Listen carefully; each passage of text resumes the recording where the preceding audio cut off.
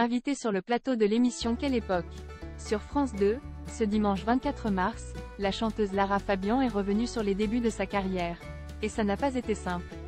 Elle a été la cible d'horribles remarques à ses débuts. Les critiques peuvent être une force. Ça a été le cas dans la carrière de la chanteuse Lara Fabian.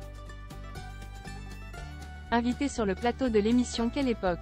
Sur France 2, ce dimanche 24 mars, elle est revenue sur les débuts de sa carrière, qui étaient loin d'être simples.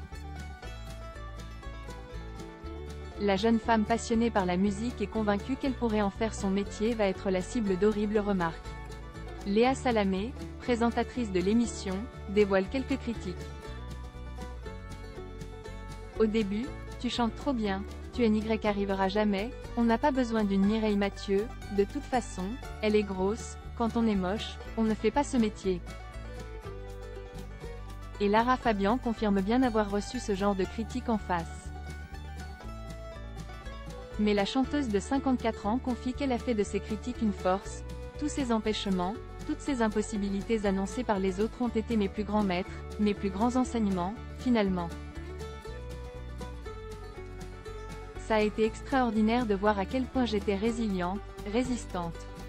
Au début de sa carrière, Lara Fabian a dû être plus courageuse que talentueuse.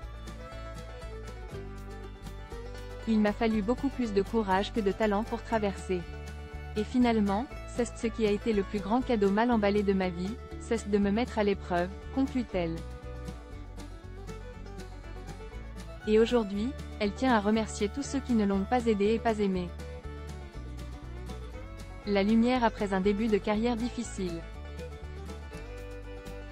On a du mal à se dire que la chanteuse a dû traverser toutes ces épreuves pour en arriver là aujourd'hui. Et pourtant, elle a fait une carrière passionnante et impressionnante depuis 1997, année où le public français la découvre avec le titre Je t'aimais.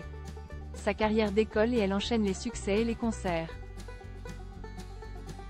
Aujourd'hui, Lara Fabian mène toujours son métier avec passion et rend fier son public fidèle.